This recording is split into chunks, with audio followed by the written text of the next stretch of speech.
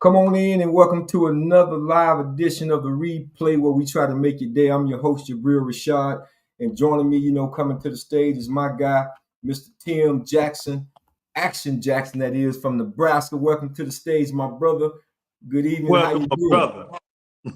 Doing We go. great this evening, man. Blessed for another day. It's a present, It's always a gift to actually be here. So, blessed for this present, of being present. Absolutely, absolutely. Well, we got quite a bit to talk about and discuss this evening, man. We're gonna be joined a little bit later by other co-host, man, Mr. Daryl Alexander. I think he's handling some things with the kids this evening, but we're gonna get into this thing as well as big shout out to my man Jeff Booker, one of the baddest barbers around. But again, we're gonna get into this thing. But before we do any of that, I want y'all to hit the subscribe, like, and share button if you're just coming on and joining us this evening.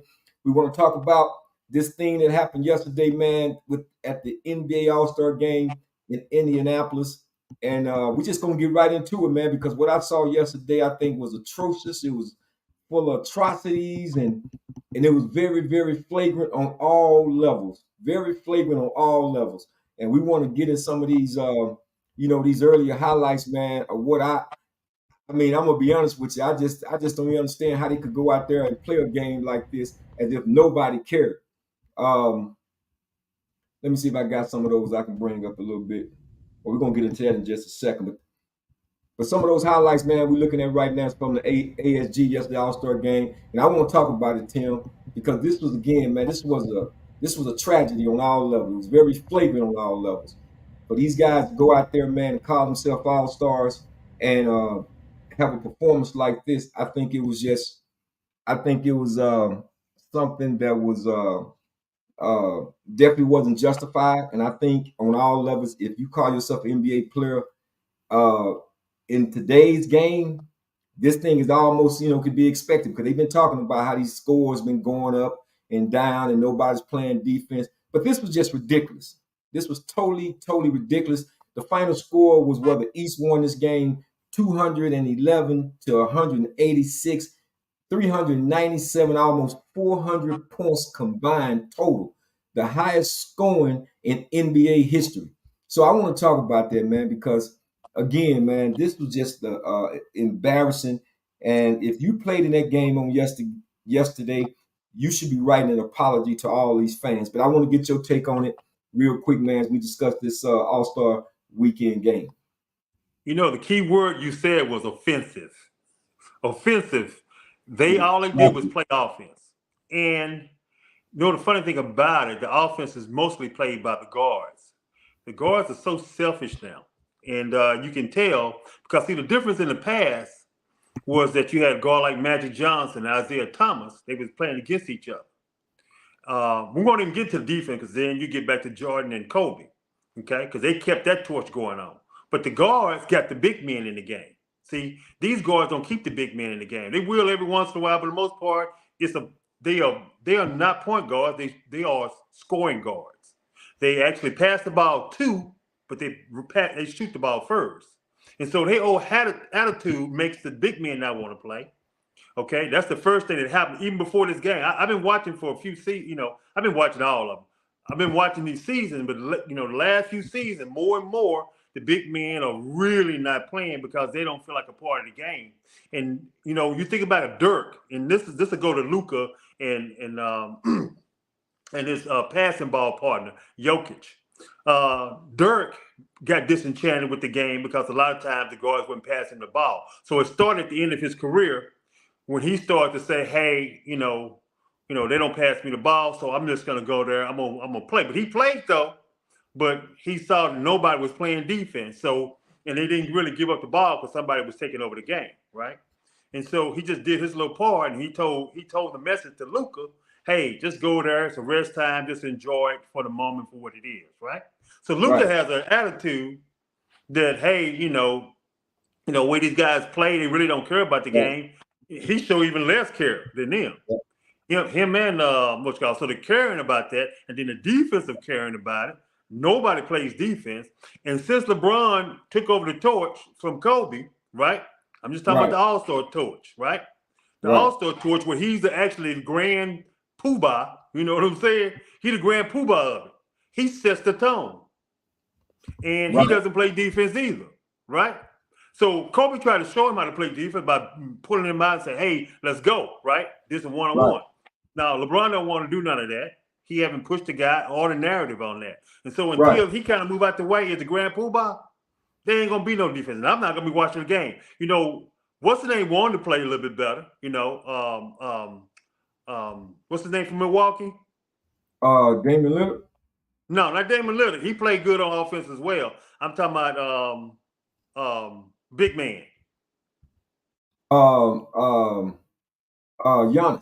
You talking about Giannis. So Giannis wanted to play. He got that attitude. He would carry it on, but he ain't the grand poobah, right?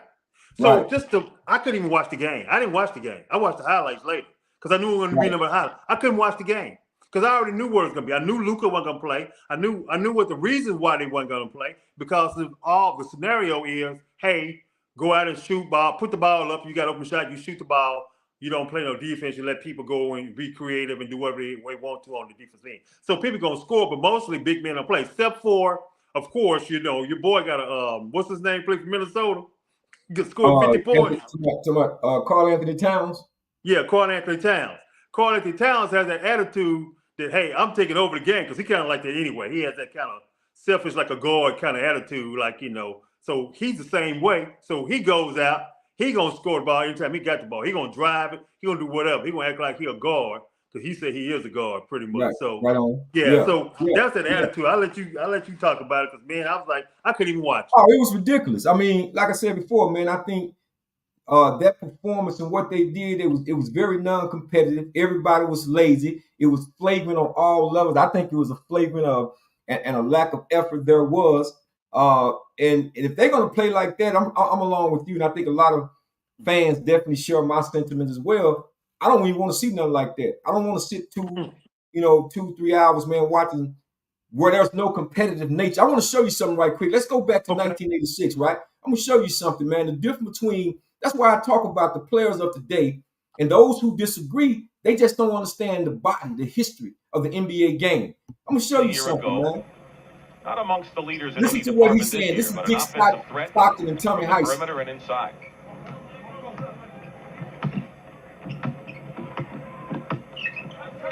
Foul was on Bird. So Bird, Moses and Irving.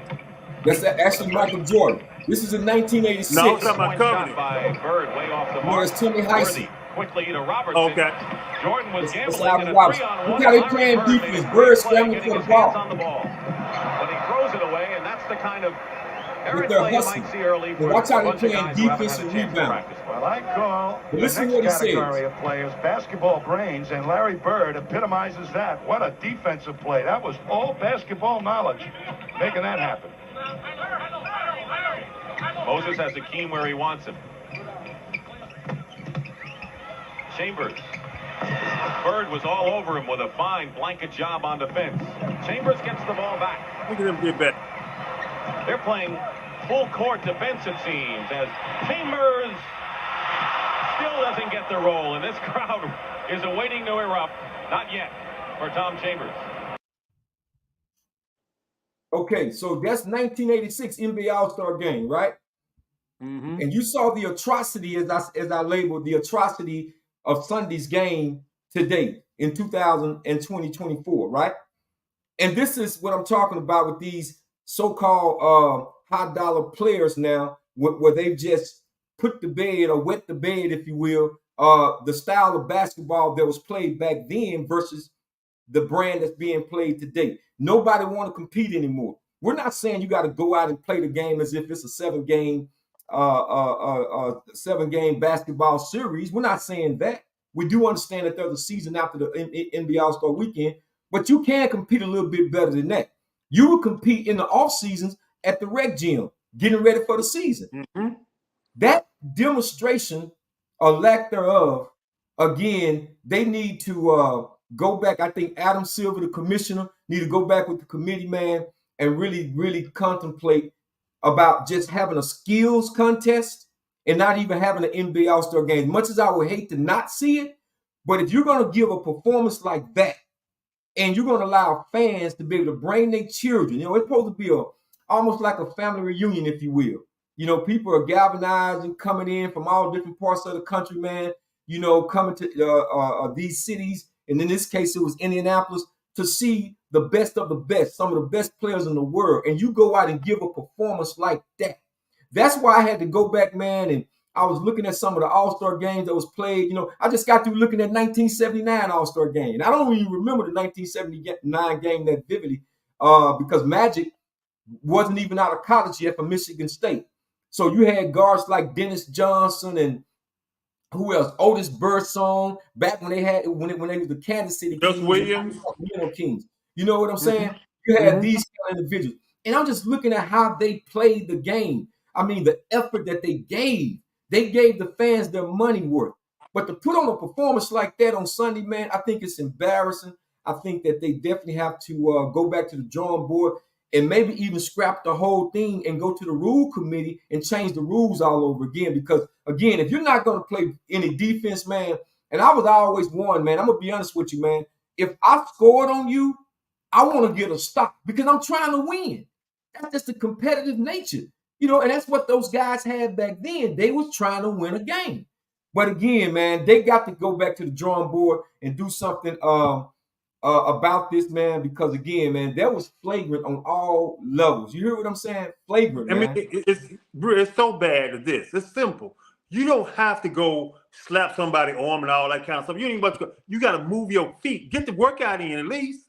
Move your feet and play defense. Get low. Make that a part of the deal. Hey, get low. Move your feet. Get in front of a guy. Learn his move. That's a time to learn a guy move. Force him to have to move around and stuff like that. That would make us look like he's playing a game.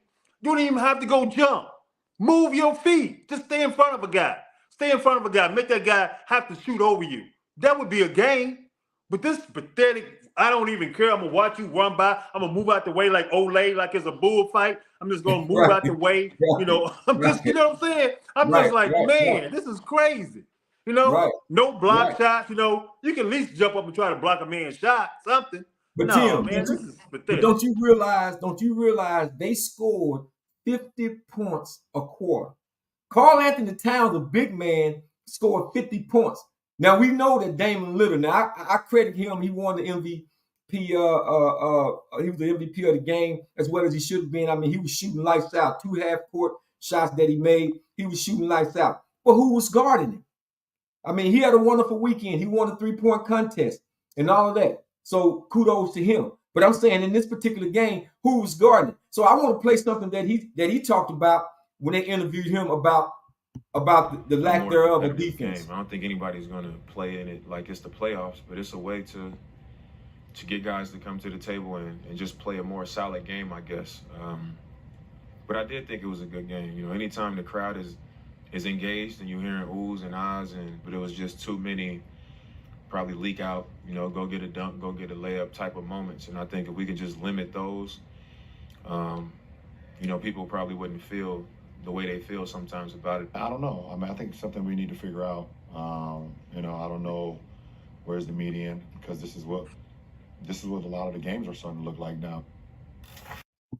Ooh, really? You hear those words? Yeah, I was thinking that same thing. Go ahead and talk, but I'm going to come back to that. I was thinking that same thing. Go ahead.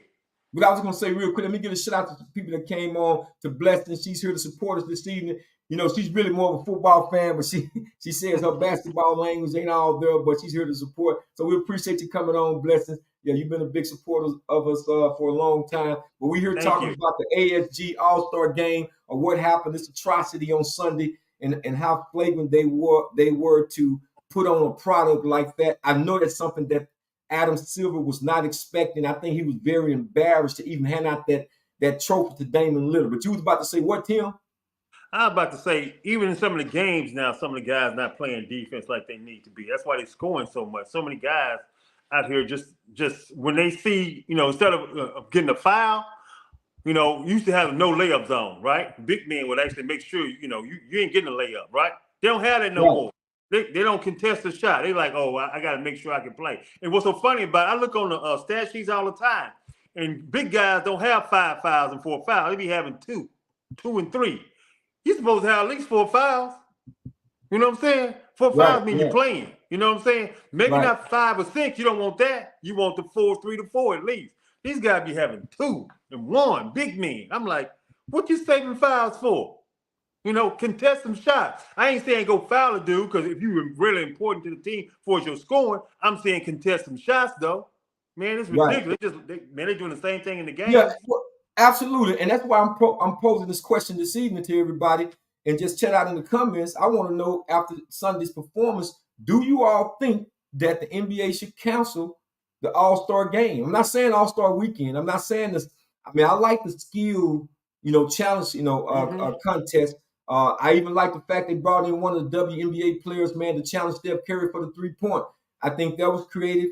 I think right now, when you look at it across the board, maybe the 3-point competition is probably the most exciting thing. Because when we start talking about the dunk contest, right, you got these stars who don't want to get into the dunk contest when that was always a tradition. You know what I mean? And, people love to talk about King James, love to talk about LeBron James. But this guy has never competed in the NBA slam dunk. They had to go out there and get 2-time back-to-back champion Mac McClung out of the G League, who deserved to win it. You understand? Yep, he sure did. To compete in the dunk contest. And big kudos, man, to Jaylen Brown being one of the superstars who recognized what was going on, what was happening, and he put his name in the hat for the dunk contest. Because we all know that, he may not be a what they would call a creative dunker, but he more of a he dunks with force. But he decided to go ahead and put his name inside the hat, to compete for the slam dunk contest. So I do think, although they misappropriated the NBA game itself, I do think they should keep the All-Star weekend with the celebrity competitions and so forth of that nature. But that's the question to see. Now, I want to know, do y'all think they should go ahead and just cancel the NBA game? If they're going to give a performance like that, I want to hear y'all come in the chat. Do you think that the NBA should go ahead and cancel the NBA All-Star game? Not the special skills competition, not the weekend, but I'm talking about the game. 211 to 186, almost 400 points scored, the highest in the history of the NBA All-Star weekend. So I want to hear from you guys in the comment. But what you think, though, Tim? I'm not going to be watching it. Only way I can watch it, I happen to be in the house and I'll turn the TV on and then it's watching me because I'm going to be doing something else. Because I'll glance at it because it has highlights. It got some highlights that I like every once in a while. Dame is shooting from half court like it wasn't nothing. It was just natural shot. That was a highlight. That was cool. And wasn't nobody supposed to guard him there. So I got that part. But when he moved in, wasn't nobody trying to guard him when he was at the 3-point line either. So, yeah, so it's a joke, man. It's like, okay, whoever's the hottest that particular day get the trophy. That's how it kind of go instead of somebody competing and making it hard for. Because I remember some games where some guys wanted to get the trophy and they started guarding and they couldn't get that trophy that game. Somebody who was a little bit better had to go win it.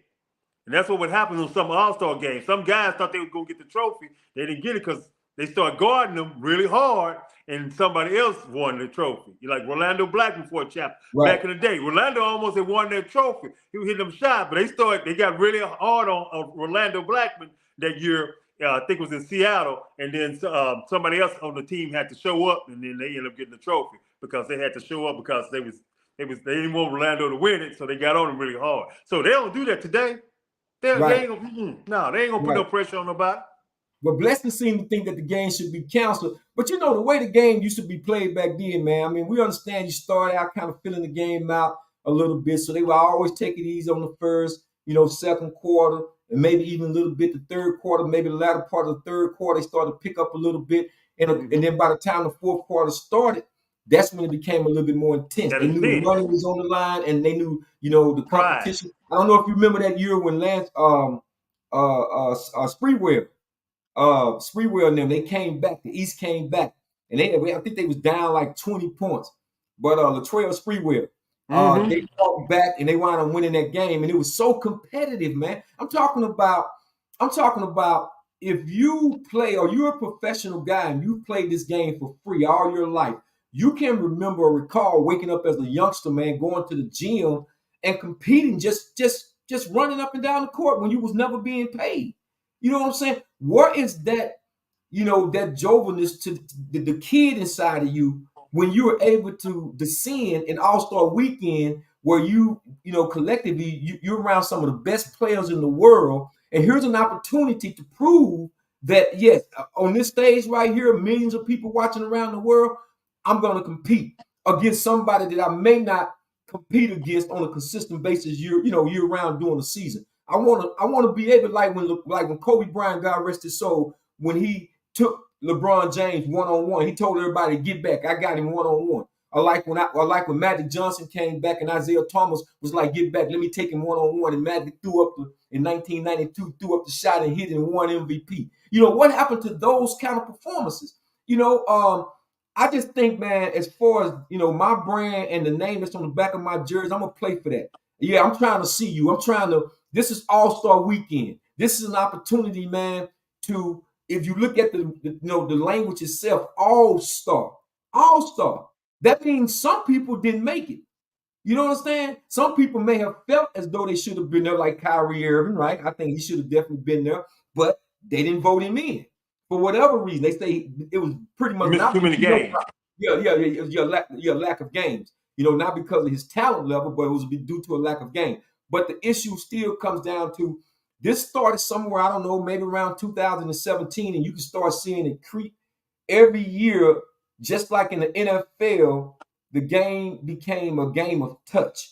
You know what I'm saying? Mm-hmm. And so all of a sudden they done took out. See, men don't want to be men anymore. I mean, I'm talking about men.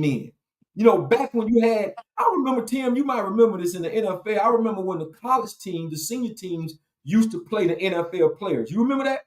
Mm-hmm. I don't know if you remember that. On Monday night, they used to have the top college all-stars would play the NFL team. So whoever won the Super Bowl the previous year, I think that's how it went. The top college athletes that was coming out in the draft, they would have an all-star game against the NFL players. Nobody complained then. And I understand people, would chat out and say, because of the money and all the money involved now, you can't do it like that anymore. And I get some of that too.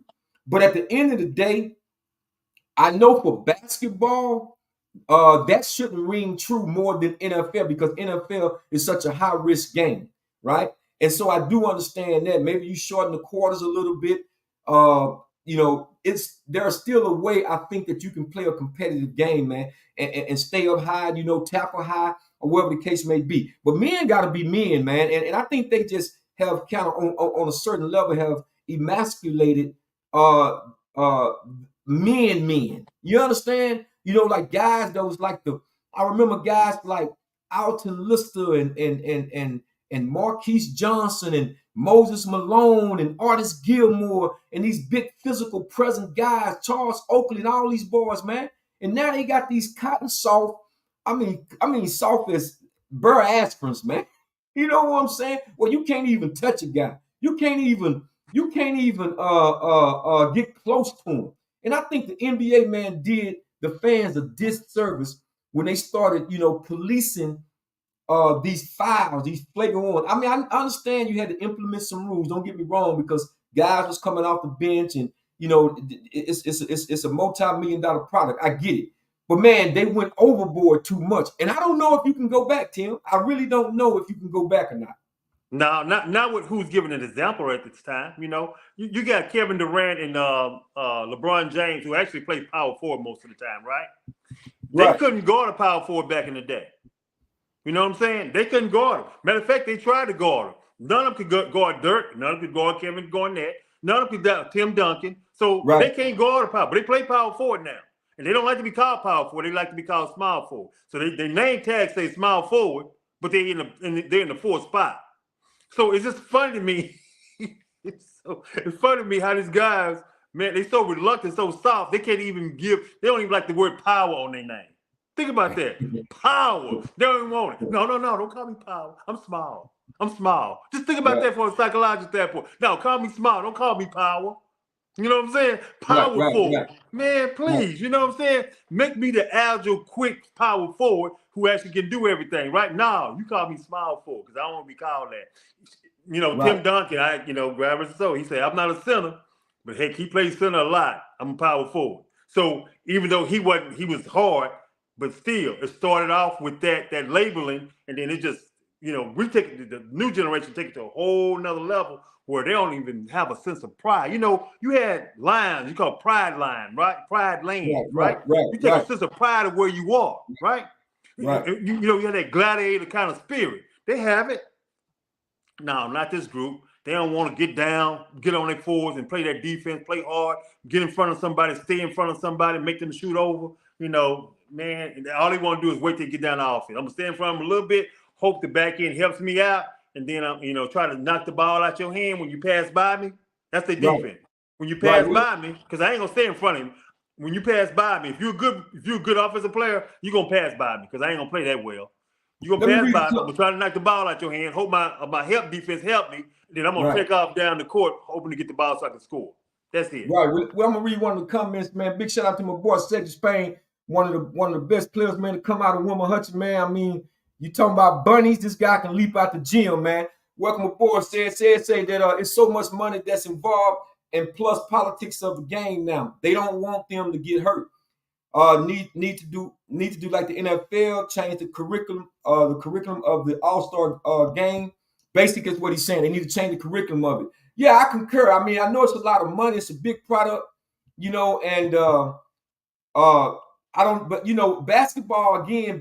They have guaranteed contracts. That's another thing. They have guaranteed contracts in the NBA, and they don't have it in the NFL just yet. And we understand that football is a different animal because again, there's a little bit more high risk to it. But at the same time, I do understand the overall product. But it's just to me, though, Spain. I'm just saying, like. These guys, man, and again, I don't know if it started back in 2013 or 17, somewhere along the way when they started changing the room where you couldn't hand check, you couldn't do certain things anymore. It just made these guys real comfortable now, real comfortable.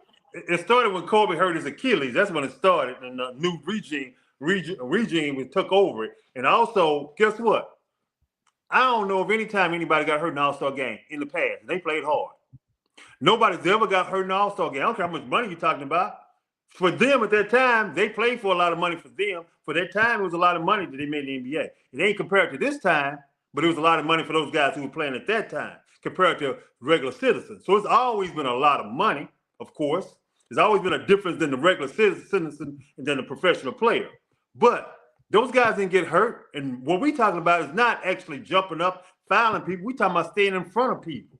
Just stay in front of some people. Right. Move your feet. At least run.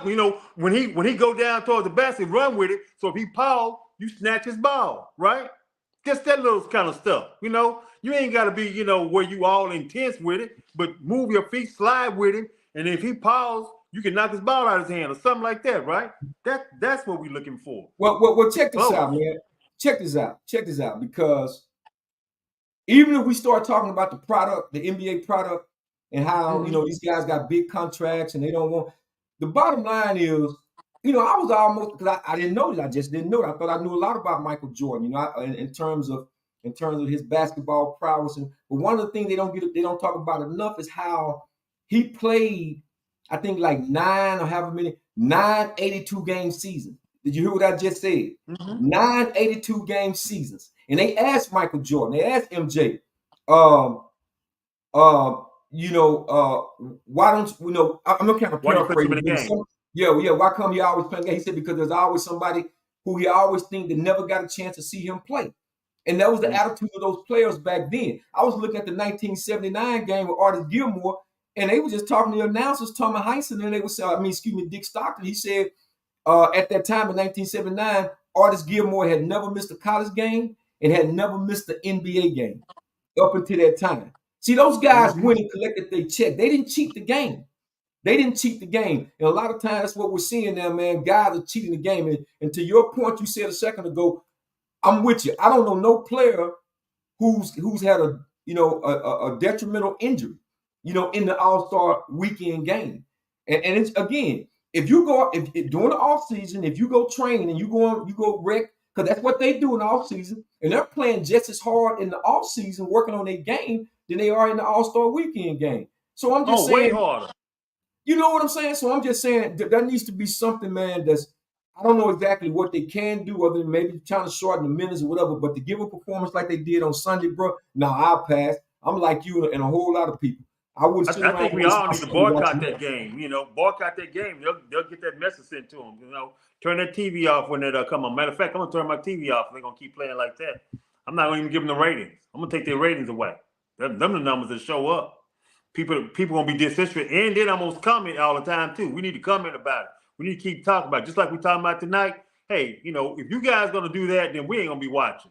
Y'all don't care nothing about the game. We ain't gonna watch. I stopped watching the Pro Bowl. I stopped watching Pro Bowl way back too because they was playing flag football. They just let the guy keep on running. They just run on the side of the guy while he runs up the field. I was like, what the heck is this? This ain't no football. Right. I said, I don't need to be playing in that game. Right. Because I'm gonna hit you. I'm gonna hit you. I don't care what you're doing. Don't come across the middle. Stay over there and run out of bounds. If you want to do something, run a bunch of out routes. Right. If you don't want to get hit, don't come inside. I mean, we played sandlock in the streets. You know what I mean? Sometimes we played it to the point to where wasn't no running out of bounds. You're gonna get jammed up against that car. You know what I'm saying? But again, I understand, man. You gotta protect the money. You gotta protect the money, man. You gotta protect the money. Matter of fact, we used to play that it was touch and it was tackle when you was on the sideline because we hit you in the grass. Right. So if you want to stay in the middle because you walk down the sideline, you may get hit into the grass. Right. Absolutely. Yeah, absolutely. Well, let me go ahead and segue into this, man, since we on this All-Star weekend and talking about the skills challenge and all this. Let's talk about this celebrity basketball game, man. Because in this celebrity basketball game, I'm going to pose another question, man, and y'all can check this out. Do y'all think of Micah Parsons, man? Micah Parsons, man, he finally got his championship. I mean, they say some of these football players are NBA players and some of these NBA players are football players. Do y'all think Micah Parsons, man, might need to switch he might need to switch games, man. He wound up having 37 points, 16 rebounds, and like 4 steals, man. I think something could be done about it. Let's see a little bit of his highlights, man. 2-hand dunk. Cross dribble. That boy gifted, man. He's gifted. He playing downhill, man. Okay. And they trying to guard him. 2-step. Well, not on that play, but yeah. And you see Mike Parsons, but he got talent. He can play. He can play. So you can tell he was playing. He was doing his thing in high school. That boy gifted. He can jump and he can shoot. When I saw him practicing, and Stephen A was talking noise, and he was hitting these 3 shots. He said he can't even shoot. Bam! He hit the 3 on him, real quick, and then he broke his ankle. He sent Stephen A to the hospital. So Stephen A trying to guard him. He put that move on him. The boy in the hospital checking his ankle. So they be talking about. So Parsons gifted, man. Go ahead. Now I was just gonna say to those that's in the comments, man, y'all chat out what y'all think about Michael Parsons' performance, man. I mean, I know I'm just having a little fun with it as far as I'm switching from playing football over to the NBA. But what y'all think about his performance? He wound up taking the MVP trophy with him. He was on Shannon Sharp and 50 Cent team. Like I said, he scored 37 points, 16 boards, and 4 steals. So what do y'all think about Michael Parsons' performance? And that's another thing to think about because we're talking about it, right? Here you got a football player who's playing in a celebrity game who's actually, he can have in the same risk, taking on the same risk factor. I mean, what if he tears ACL playing in this celebrity pickup game? And he don't even play in the NBA. But like they were saying, here I have a quote from him. They were talking about, let me see if I can find this quote. Michael Parsons there. They were saying, it was a performance driven by the same mindset that he brings on the football field. So Michael Parsons said, I just said I was going to come down here, be a force to be reckoned with. Person said post game, this was on ESPN, it was a quote that he made. He said, they say don't treat it like it's a football, but I don't believe that. Man, I'm bringing my aggression to the court and I'm taking home this trophy. So he said that before the game. They were trying to tell you, you don't have to. He said, no, man, I'm playing with aggression. You know what I mean? So again, here's a football player who's playing a basketball game that had some risk factors to it. You understand? C.J. Stroud was out there. I forget how to pronounce my man's name. The CJ was talking to us before the game. The guy to play wide receiver for the Rams. He was out there. You know what I mean? So all of this, it's a risk. It's a risk involved in it, man. So, and he played harder than the NBA players played. He played harder than they did. That's ridiculous. They should be ashamed of themselves. He showed them up. And he showed he had some game too. But he one of the better football players that's played in a celebrity game, that's ever played that game. He actually played well. I'm proud of him. He's showing out. He's doing that Dallas thing. So I got to give the Parsons on that. He said he won his championship. We don't want that to be his only championship, Debris. No. We certainly don't want to be his only championship, brother. But he got one. We certainly don't want to be his only championship. For those of y'all still coming on, man, this is the replay. We're live here tonight talking about the All-Star Weekend game. And if you don't mind, hit the subscribe, like, and share button. And we'll appreciate your support. We'll continue to grow the channel. But we're talking about this atrocity All-Star game, talking about Micah Parsons' performance, that is. He took home the MVP trophy in the celebrity basketball game. I don't necessarily want to see Micah Parsons playing in a game where he could potentially tear his ACL up, but it is what it is. We just got to roll with it. But again, if Micah Parsons can get on the basketball court, go out there and play with aggression, as he say, looking to take home the trophy, the guys who are actually signed up as professionals to play in the basketball game, they don't do half of what Micah Parsons did. I got a basketball, guy that's on here, man. So he say anyway. I still haven't seen his high school stats. If we got my man Drake from the 314, man. Last I tried to put him up, man, they said he shot 4 air balls and had 4 turnovers, and the coach put him on the bench. But anyway, maybe he can tell us something to chat out, man, about what happened to this 211 point game where the East scored 211, West scored 186, and almost 400 points of offense. Who want to see that trash, Drake? I mean, you might like that. You're really not a defensive guy. I do understand that. No, I'm just kidding. He came up to the Hills and hoop, man, from St. Louis. You know what I'm saying? But I need to know, man. I asked this question earlier, and I need to know from you, Drake. You think they should go ahead and cancel the NBA All-Star game? Not All-Star Weekend, but the All-Star game. Go ahead and check that out.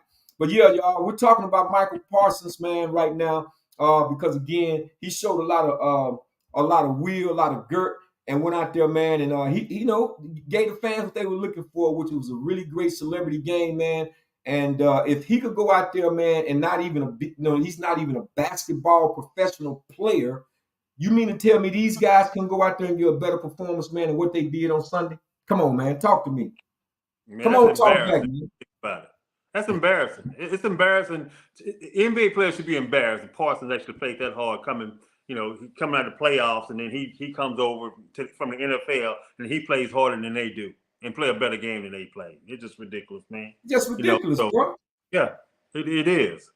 Made you want to watch that game instead of watching the NBA game, where you seeing all these stars and all that kind of stuff, and so many of them, some of them playing in the game that feel disenfranchised. That's the other part about it.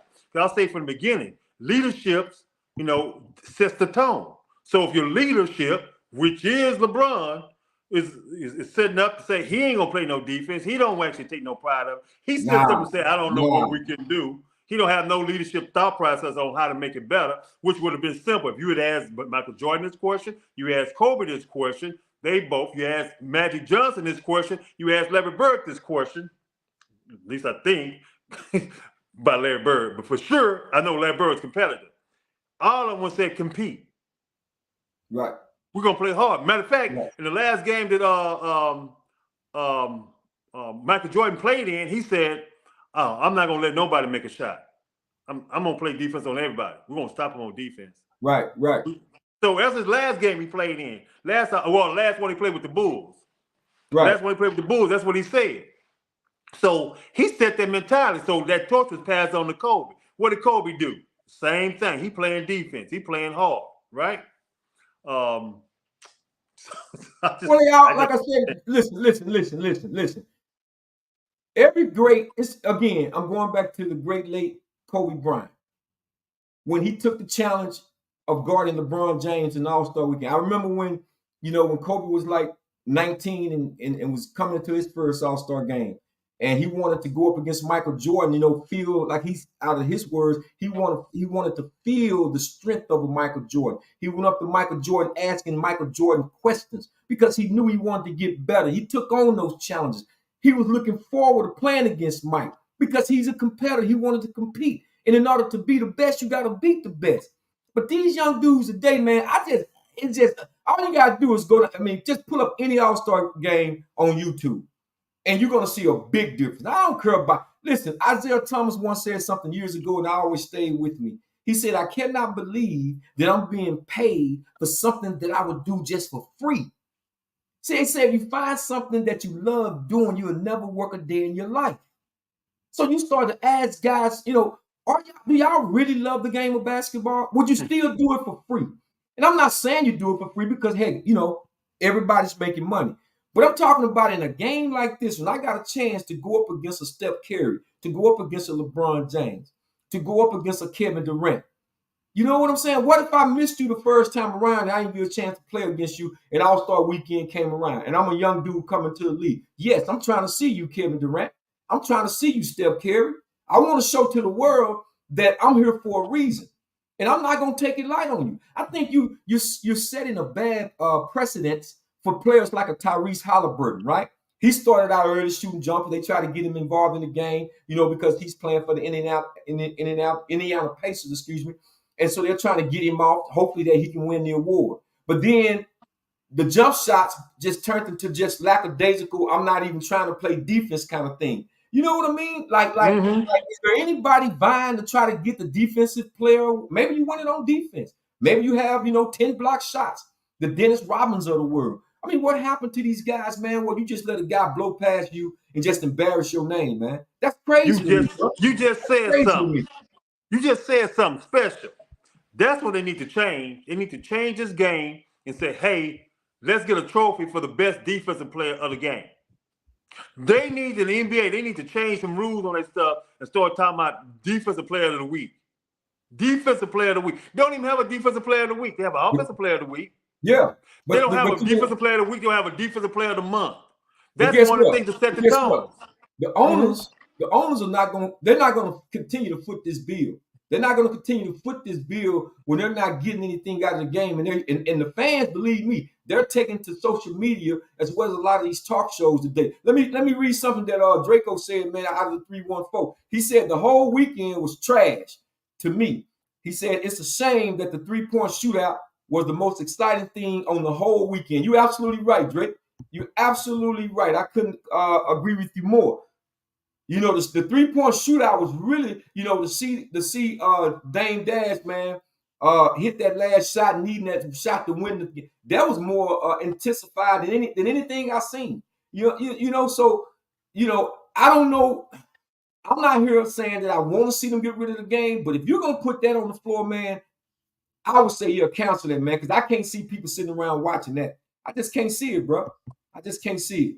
Not at all. Yeah. And speaking about, let me segue into this right quick, because I had a quote, and many of y'all may have read it, regarding LeBron James. We already stated earlier, because we're talking about All-Star Weekend, where you had to go get a guy from the G League to come back and defend his NBA slam dunk contest. When all the superstars had gotten in the slam dunk contest. And I remember them putting the microphone in LeBron James' face several years ago, asking him would he compete in the slam dunk contest the next year. And he said on camera, yeah, he's going to compete. He lied. Never did it, right? So now Larry Bird, they have him quoting. He says that enjoy him, why he's here, because he's one of the greatest, if not the greatest, right? Let me just set the record straight. There's only one MJ. I don't care what nobody say. If those who and the deal of it is this, man. The deal of it is, if you don't know the history of the game, and your body of work only takes you back to 2007 up until now, then I suggest that you go back and look at the history of the game. Because I remember when teams like Bob McAdoo was playing with the Buffalo Braves, when the Sacramento Kings was the Kansas City Kings. You understand?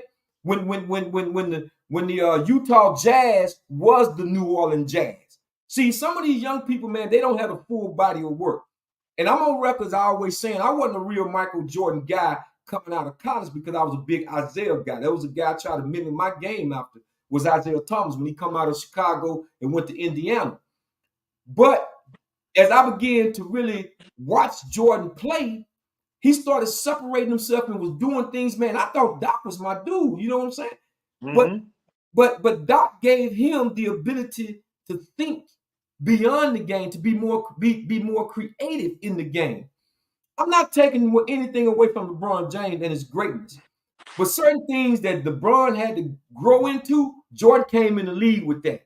He was a killer. Look, I just watched the video the other day of Michael Jordan when they was on the Bob Knight's USA team and when they was playing the NBA All-Star game they had collectively put together with Isaiah and Bird and all them.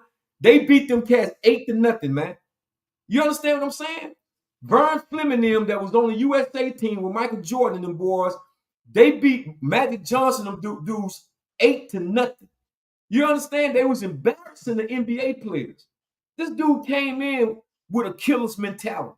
So when you get a dude like LeBron and he's the one pretty much taking games off, oh, we got to have load management. Tim, I never heard of this term load management until recently, bro. You understand? I haven't heard of this term load management until the last 5 years, man. The last 5 years. Well, that's when they start using the term, but it started way back with LeBron. LeBron actually started the load management when he started to say, hey, I got to take care of my body. I got to take care of my body type of thing. Yeah, it was in this Kwame Leonard actually, he actually, the term, because he was injured. LeBron was doing it without being injured. He was just, where everybody else played through nagging, everybody played with broken shoulder, Kobe, flu system, broken fingers. Kobe had fingers, what's called. Matter of fact, he had a game, he can't even shoot with his right hand, he shoot with his left. Okay? He's so hurt, he can't even shoot with the right hand. He shoot with his left hand. That's how much he wanted to make sure he was present. These guys ain't got that pride, man. They missed so many games, so soft. Talking about they're trying to wait to the playoffs and then end up getting hurt for the playoffs anyway, right? And so, it's a whole different mentality. And I ain't even got time for all that. Well, I will say this, though. He is the best, longest player to ever play. Simple. Who has the longest tenure at the highest height for the longest period of time? Yeah, he has that. But his peak ain't nowhere close. And he never was that player where he was actually so separated from his peers. When Kobe left, then he was competing with Kevin Durant, and then he was competing with who I mentioned earlier, Kawhi. So that was his competition. Now Giannis is there better, right? It's the same position. He can't outplay with Giannis, but he can actually get the stats when he ain't playing against Giannis. So when game, he's such a stat pattern, but he's good. Don't get that wrong. We think he's great, but he's a stat pattern. When those games come in, he'll stat pad. He'll get his scores up. He drive to the lane. No nobody stop him from going through the lane. Every time he go to the lane, everybody let him through. They don't try to block his shot. They let him go. You didn't get that back in the day, so it's hard. Yeah. And then also you would seal him off. I will give it to him. He has a good ability to pass the ball if you try to seal him off like you do Giannis, right?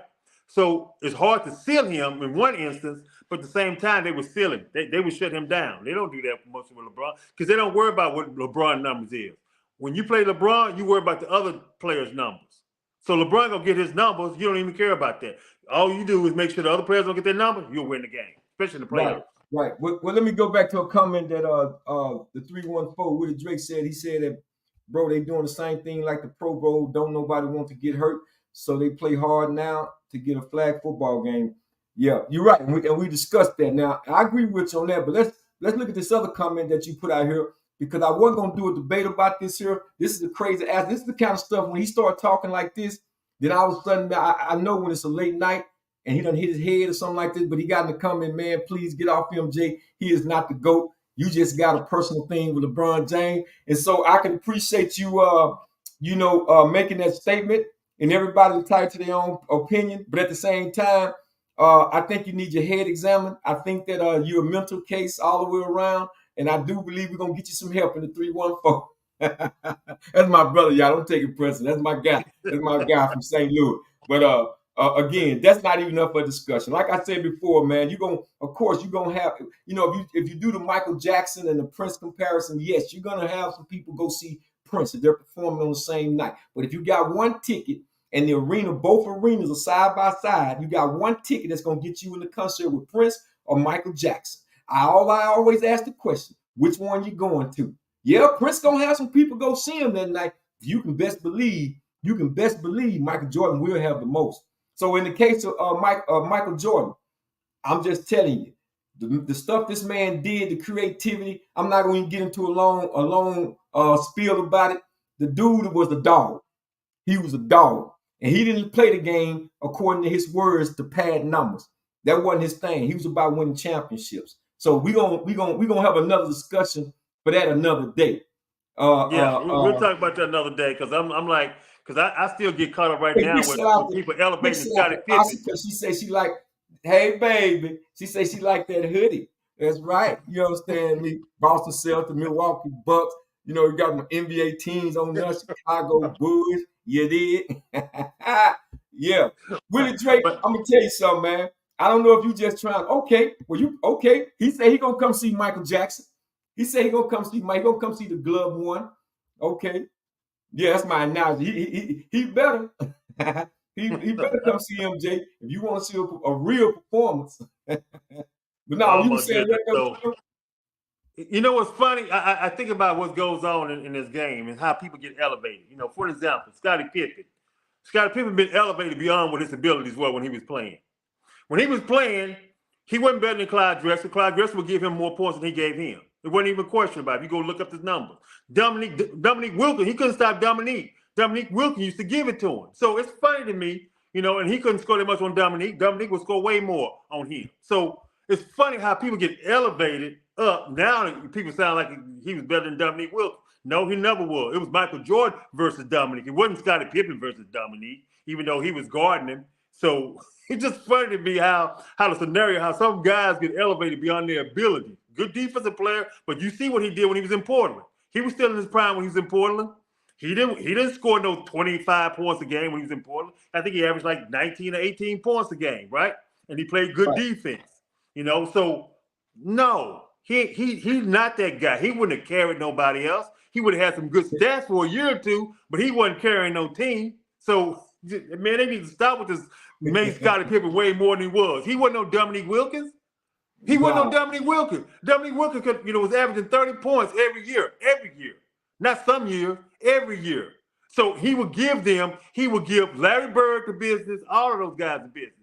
His defense wasn't as good, but Scottie Pippen couldn't score that many points on him, and Scottie Pippen couldn't stop him. He always outscored Scottie Pippen. I think they back to back, they head to head with 27-19, something like that.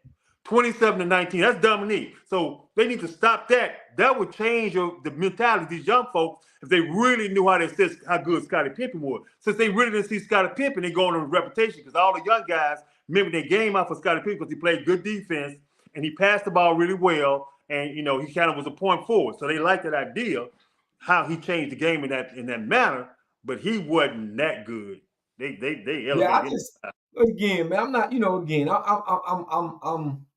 I'm not trying to do what a lot of people do, man. I think LeBron James, after defeating the Golden State Warriors back when he did, at that moment he replaced, in my top 5, he replaced Larry Bird at that moment, right? But I'm like Allen Iverson says sometimes, how y'all just gonna put LeBron jumping over Kobe? You know what I'm saying? Because why? He's the closest thing to Michael Jordan at the 2 guard. Because again, LeBron had to go win his championships, man, with 2 Hall of Famers, Chris Bosh and Dwayne Wade. You know what I mean? Jordan coming in, Kyrie as another finisher. But they keep. But Kyrie was the dog in the whole series. Exactly. Yes, LeBron made the block on Iguodala, but it was Kyrie Irving that took the big shot. You know what I mean?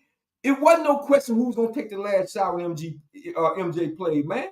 So it's just like I said, they talk about, they was playing 3 games in a 3-game series in Boston with the team that they had. Because I heard about my dude, and Isaiah, my dude. But I'm saying, Isaiah, come on, man. Are you serious? Because when you came out of Indiana You talking about Jordan didn't have the successes? No, his team didn't have the successes in the 80s because his team was still learning how to win. Jordan had a winner's mentality. We know that from college. But Isaiah, don't get it conflicted. It wasn't like Detroit. When you got to Detroit in 1981, that Detroit was all that. They had to go out there and build that team up in Detroit. So come on, what are you really saying? And he was on the cups of knocking y'all out into before the 1990s. If Scottie Pippen don't pull a migraine on me. So come on. I mean, come on. What are we talking about? They took y'all to 7 games in '89. So come on, man. Just call a spade. I mean, call it like you see it, dude. Yeah, he got a lot of hatred in him, man. Yeah, Isaiah know better. He knew who Orlando Woodridge was. He knew who Reggie Theus was. Okay, they were doing them lines. Okay, I'm gonna say it real simple. So that's the team that Jordan came into. People don't know the backstory. Context is always important. That team he had, they can play. They had some people that can play on that team.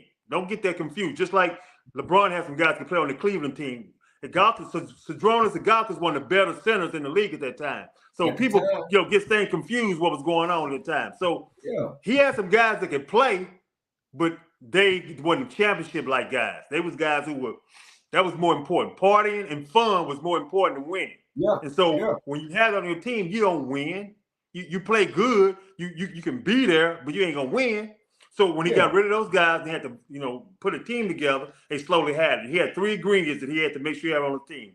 He had to have another guy that was a wing that would play the point, position, the point forward, which was Scottie Pippen, and he always had a power forward, Horace Grant or Dennis Rodman. He didn't win again until he got Dennis Rodman. Even before Pippen even got there, Jordan came in the league with dudes like Glenville Waiters. Glenville Waiters, you can't even tell me who Glenville Waiters is. Most people wouldn't even know what position he played. You understand? He didn't have no center. Who was in the backcourt with him? Name his backcourt mate when he got there. You know what I mean? Most people will forget it was John Paxson. But at the same time, so he didn't have a team. But Jordan individually was a talent all on his lonesome. So let me see what Dre just chatted out, man. He talking about, are we forgetting about Mr. Ferdinand Lewis, Alcindor Jr.? Let's not get it twisted. The man who has the number 1 stats across the board, Jordan, number 5. Do you need me to pull it up? Sorry, I did not tell Jordan to quit playing basketball and go to baseball where he was terrible. But I still even read stuff like this. You know what I mean? This is what this you know what? Do, I don't get in the stats. Hold on before you go, Will. I don't get in the stats because when you go in the stats, you go Will, okay? The most dominant player that actually ever played at any time. So I don't want to go in the stats. And he didn't have a number 2. He didn't have a Kyrie he played with until he went to LA and he had a championship. He played with and so until he had those type of guys with him, he couldn't win. You got to have another one with you. On those teams he didn't have another. You can't name another dog that he played with until he got to the Lakers. And he won one with Philadelphia, but they still didn't have a dog with him. So he ain't played with no dog while he was there by himself. He had to carry the whole load by himself. And them guys, he was getting triple team. I watched film. These guys don't watch film. Even these players don't watch film. I watch film. You know that boy can shoot from the corner 3. Will can shoot from the corner 3. Right. He had a jump shot. People think he just done. He had a jump shot. He had a hook shot. He could shoot from all these space. He couldn't shoot a free throw though, because his head was too big. Right. Just like Shaq. But he can shoot from the 3 though. So people don't even know all these type of things. And he was the fastest, highest jumper. So I want to talk about the most dominant player. It would be him. But we ain't just talking about dominant. We're talking about guy who actually not only his numbers show it, but actually in the biggest moments he had the game that actually need to win the championship. Now I'm not just talking about Bill Russell. Bill Russell had a whole team. But let me let you in on a little secret. I didn't say this, earlier because I wasn't going to expose him. The reason why Drake feels this way is because he was a big Knicks fan, right? He liked Charles Smith and them. He liked Charles Smith and Charles Oakley and Pat Ewing. He liked all that. And Jordan them and the Chicago Bulls knocking out his New York Knicks. So that's one of the reasons why he feels the way. I just got to give a full disclosure. You understand? Now I'm going to give you a true story. So back in 1992, 93, this is when my guy, Tim Hardaway, was playing with the Golden State Warriors. And I called him up because I was going to the game, of course. We had hung out before they was playing the Dallas Mavericks. So I went down, they were staying in the Anatole Hotel here in Dallas, and I went to his room and we was talking, me and my youngest brother, and we were sitting there talking. He had a scouting report. He was going to play the Mavericks and get ready to go to play Chicago, right? So I asked him, I said, Tim, let me read that scouting report on the Bulls. And on the scouting report, it had, make Scottie Pippen do this, make BJ Armstrong do this. They had all these things on these players. And I'm reading the report. And when it got to Michael Jordan, I promise you, I tell no lie, it had on there, do your best. Do your best. I had never seen that, dude. And we played football, Tim. We know what a scouting report is. I had never seen that. They had on the scouting report with Michael Jordan, do your best. And that's why a lot of the players say he had no flaws in his game. His footwork was impeccable. You understand? He could go left. I mean, it's like I think Kenny Smith said this best. He said he never seen a player whatever his weaknesses were, he made his weaknesses his strength. And by the time he left the game, everything that he was weak at, if you said he couldn't go left, he couldn't pull up with the J, all of those he made his strength. You understand? So this is the kind of mentality where a guy can go out and play 36 rounds of golf and still come back and drop 50. You know what I'm saying? So when you get individuals like Willie Drake out of St. Louis, this is one of the reasons why they moved to St. Louis Rams, because they didn't want fans like him, around the stadium and stuff talking crazy. This is the reason why. This is the reason why they lost their team. And he know, because I was in St. Louis and we would go to a couple of the games and stuff like that, the St. Louis Rams. And I don't know if he ran into the owner of the coach or whatever, Mike Morris or what's my guy name? He used to coach Dick Vermeil. I don't know if he ran into him or whatever the case may be. They say, security, get this guy out of here, man. So then when he started talking crazy, man. But that's the story on my guy, man. I love him. That's my brother, man. But I got to tell the truth, Drake. I got to tell the truth to shame the devil. You made a reference. He telling me, no, bro, I'm talking facts. No, you ain't talking okay, facts. Let me give him two facts. The first time in the All-Star game, remember you talked about that one-on-one? Right. You talking about that one-on-one, the Kobe called out LeBron, right? He went down, pulled LeBron out, and he went and scored on him, right? And then LeBron got on there, and LeBron Kobe was covering him, right? And LeBron passed the ball. And Dwayne Wade and all his teammates were like, oh, man, because Kobe called him out. And they was all what's called. So they was talking to him. Right. And even at the end of the game, Kobe went and talked to him. So then the next All-Star game came up, right? And they was doing a one-on-one again. This time LeBron went. LeBron went left. Now, the rule on LeBron is, and this came from Kobe because he actually played him this way, when he go left, he pulls up. He did that. He went left, he pulled up, and Kobe blocked his shot. So people, you know what I'm saying? He blocked his shot. Right. I remember. LeBron. Yeah, you remember that? So, and then he went again, and he stuffed him again, right? He shut him down again. So Kobe is letting you know, one-on-one, I don't care who you are. So you tell me, that's a totally different mentality. You can't tell me the mentality. Yeah, I put LeBron and make him a point guard, but you can't tell me, you need to be talking about LeBron with Magic Johnson. You won't be talking. Keep him out of that dog phase. He ain't no dog. He need to be talking about with him and with Magic Johnson. Keep him out the dog. He ain't no dog. Keep him with all them dogs are totally different. He ain't got time to play with them dogs. Mm-mm. So now Drake want to talk about. He told me I'd do him a favor. Ask Tim, meaning Tim Hardaway, is Robert Horry going into the Hall of Fame? If the stats don't matter. Listen, we know that Robert. Ain't nobody missing no Robert Horry. No, exactly. Sometimes you can get on someone's coattail and ride it all the way to a championship. If that's the case, then Steve Kerr, he need to go into the Hall of Fame. Everybody know he was on a coattail. Come on, man. What do you do? Make it make sense to me. Make it make sense to me. This is the replay where we try to make your day. You understand? We're not asking you to make our day. We're trying to make your day. And when you start talking crazy like that, that's why we're trying to make your day, Drake. Anyway, man, I'm having some fun with this, man. I'm really having some fun with this. But again, we want to talk about, like I said, man, this was all about the NBA All-Star 2024 All-Star Weekend game, which is past us now, and there was a lot of things that was said, a lot of things that was talked about on these morning shows, man. And I don't know if they're gonna have that game next year, but they're gonna definitely be looking at it. And we'll see what happens in the future. Just like in the NFL that Drake mentioned, that you mentioned, Tim, and even myself. Now they just want to play touch and let guys drive through the lane. It's just like a layup line now. You know what I'm saying? It ain't nobody playing defense. And again, what you put out there, you will receive back, because the fans will give you a cold shoulder. Because ain't nobody gonna be going to that, man, paying flight tickets and all that stuff to go down and see something crazy like that. So anyway, I think we only got one other thing, man. On here that I want to talk about, which y'all saw coming across the stream. African American History Month. We're still in the middle of this month. I'm trying to put something together where we're gonna have a father-son athletic show next week. Hoping to do that with the fathers anyway. We want to talk about the fathers. Fathers don't get enough credit a lot of times. The ones that support their sons and stuff in these athletic programs. Yes, we know that the mothers have had to do both jobs sometimes, and through no fault of her own, because sometimes the guy's not that he don't want to be around. He may be incarcerated or may have, no longer, he may be deceased.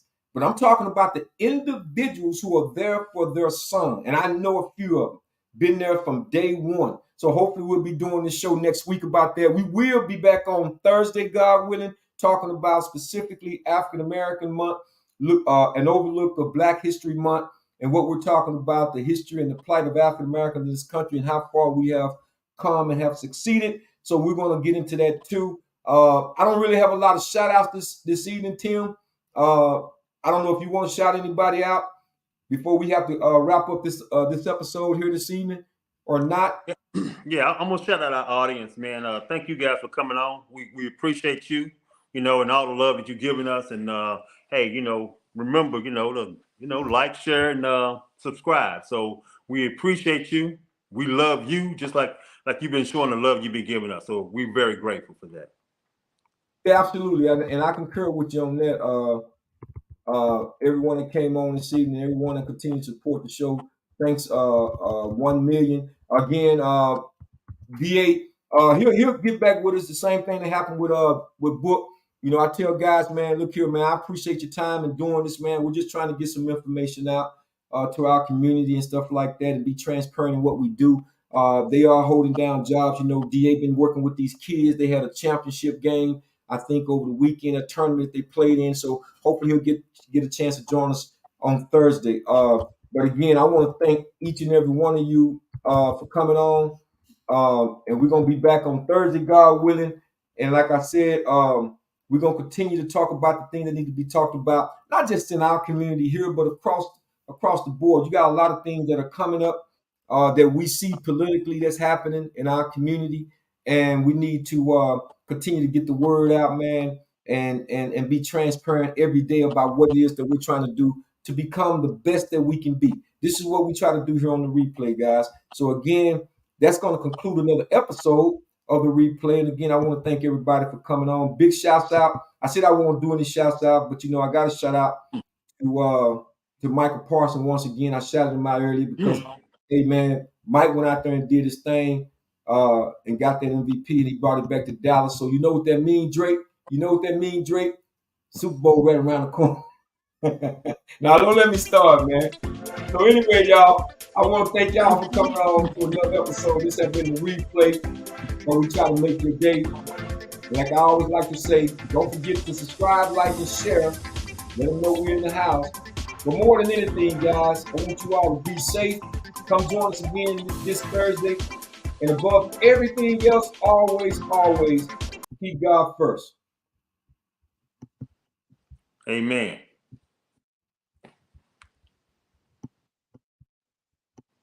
Peace and love, y'all. We out.